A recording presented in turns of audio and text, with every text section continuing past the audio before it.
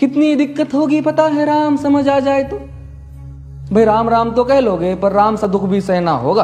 पहली चुनौती ये होगी कि मर्यादा में रहना होगा, और मर्यादा में रहना मतलब कुछ खास नहीं कर जाना है, बस त्याग को गले लगाना है और अहंकार जलाना है। अब अपने राम लला के खातिर इतना ना कर पाओगे, और शबरी का जूठा खाओगे तो पुरुषोत्तम कहलाओगे। काम क्रोध के भीतर रहकर तुमको शीतल बनना होगा। बुद्ध भी जिसकी इच्छाओं में बैठे वैसा पीपल बनना होगा ये सब कुछ, और वो भी शून्य में रहकर प्यारे। तभी तुमको पता चलेगा कि कितने अद्भुत राम हमारे। सोच रहे हो कौन हूं मैं? चलो बता ही देता हूं। तुमने ही तो नाम दिया था मैं पागल कहलाता हूं। नया नया हूं यहाँ पे तो ना पहले किसी को देखा है। वैसे तो हूं त्रेता से, मुझे कृष्ण किसी ने कलयुग भेजा है। भाई बात वहां तक फैल गई है कि यहाँ कुछ तो मंगल होने को है, कि भरत से भारत हुए राज में सुना है राम जी आने को है। बड़े भाग्यशाली हो तुम सब। नहीं, वहां पे सब यही कहते हैं कि हम तो राम राज्य में रहते थे, पर इन सब में राम रहते हैं।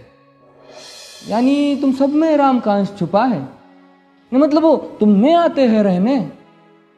सच है या फिर गलत खबर? अगर सच्ची है तो क्या कहने, तो सबको राम पता ही होगा।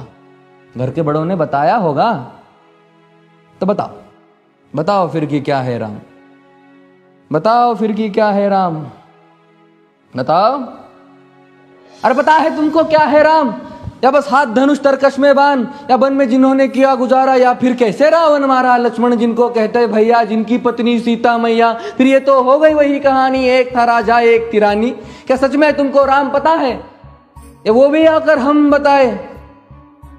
बड़े दिनों से हूं यहाँ पर, सब कुछ देख रहा हूं कब से। प्रभु से मिलने आया था मैं, उन्हें छोड़कर मिला हूं सबसे। एक बात कहूं अगर बुरा ना मानो, नहीं तुम तुरंत ही क्रोधित हो जाते हो। पूरी बात तो सुनते भी नहीं, सीधे घर पर आ जाते हो।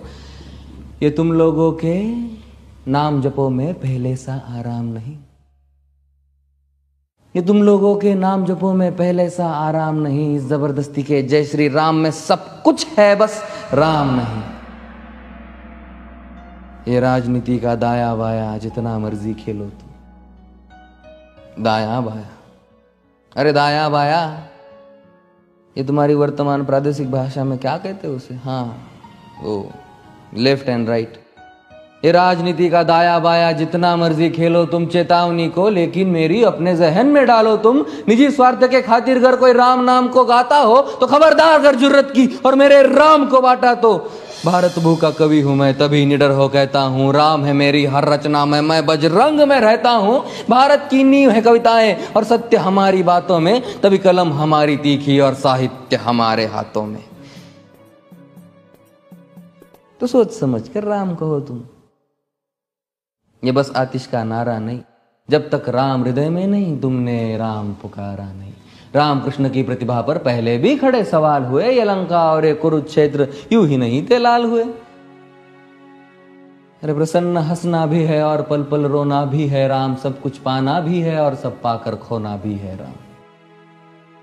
ब्रह्मा जी के कुल से होकर जो जंगल में सोए हो, जो अपनी जीत का हर्ष छोड़ रावण की मौत पे रोए हो। शिव जी जिनकी सेवा खातिर मारुत रूप में आ जाए, शेष नाग खुद लक्ष्मण बनकर जिनके रक्षक हो जाए। और तुम लोभ क्रोध अहंकार छल कपट सीने से लगाकर सो जाओगे तो कैसे भक्त बनोगे उनके, कैसे राम समझ पाओगे?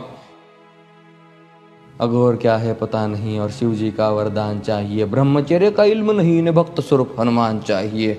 भगवा क्या है पता, लहराना सबको होता है, पर भगवा क्या है वो जाने जो भगवा ओढ़ के सोता है। राम से मिलना, राम से मिलना, राम से मिलना है ना तुमको? निश्चित मंदिर जाना होगा, पर उससे पहले भीतर जा संग अपने राम को लाना होगा।